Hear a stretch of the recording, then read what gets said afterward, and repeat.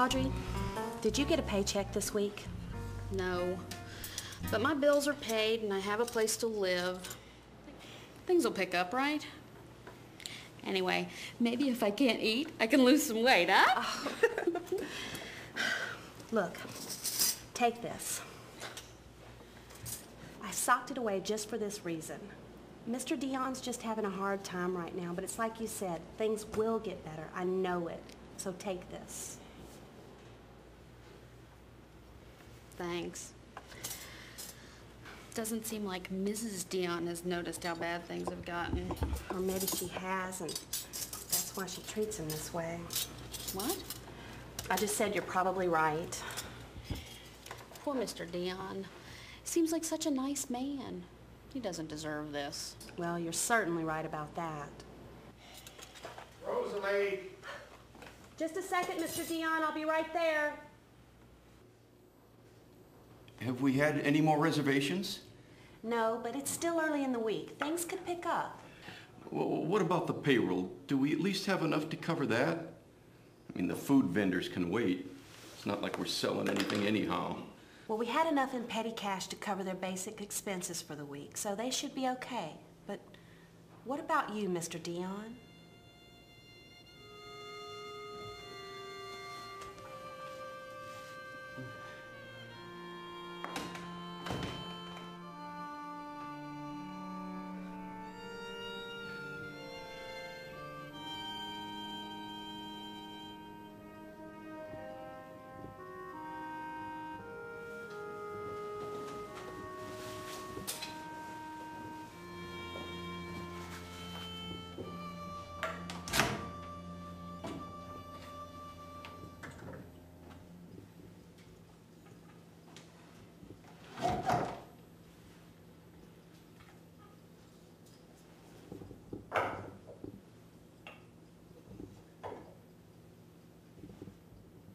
So, what are you holding up, Sid?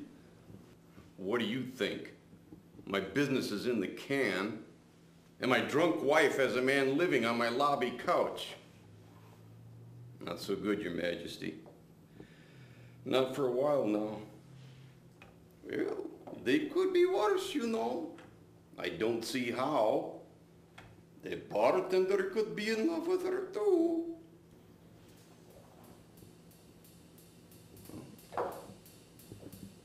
And you can't sneeze in this town without somebody getting their panties in a wad. I thought we'd never get out of the pokey. That was a gas, wasn't it, Randall? Yeah, but at least you never get bored. Are you kidding? That's all I ever am. It's a dead-end life here, and this place is going to hell in a handbasket.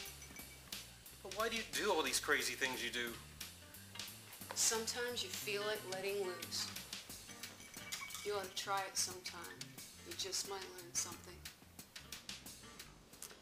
You sure this is enough, Jimmy? Oh, sure, Rosalie. This should keep me in liniment and tobacco for another week. Hey, are you sure you're going to be all right? Oh, you know me. I get by. Life's about more than just getting by.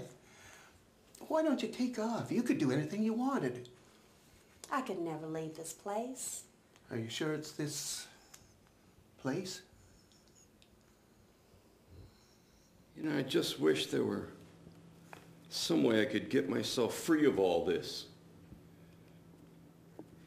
I almost feel guilty saying it, but it's true. All these people depend on me, and I'm letting them down. We are not so different, you and me. We should both be grateful that we are attached to something that gives us life and makes us move. You're right, Your Majesty. But sometimes you feel like letting loose. My glass is empty, Jack. That's a bad thing. You don't need another drink, Susan. I own this place. I tell you to make me another drink, you make me another drink. You don't own it. Sid does. And look how you treat him. Sid doesn't love me. Sometimes I think the only thing he loves is this rotten old place. He just stays locked up in his office, talking to himself. Sid has worked for years to keep this place alive. Sometimes I think it's taking his heart out. It's cost him. It cost him you. Sid never had me. No one's ever had me. I've had you. Believe me, I've had better. Get off me, you creep. Oh, that's not what you were saying last night. Get away from me, you lousy fool. Ah!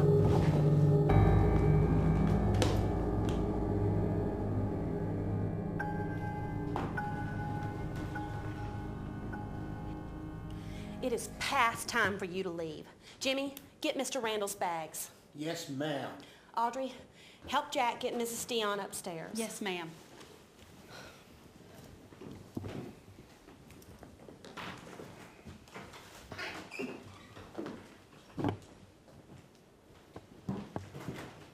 Rosalie, what did you just do? I didn't know you had that in you. There's a lot you don't know about me, Mr. Dion. Now let me help you clean up this mess. This is nothing. No, the whole mess. All of it. I don't know. There's lots of strings attached. I know, but sometimes you feel like letting loose.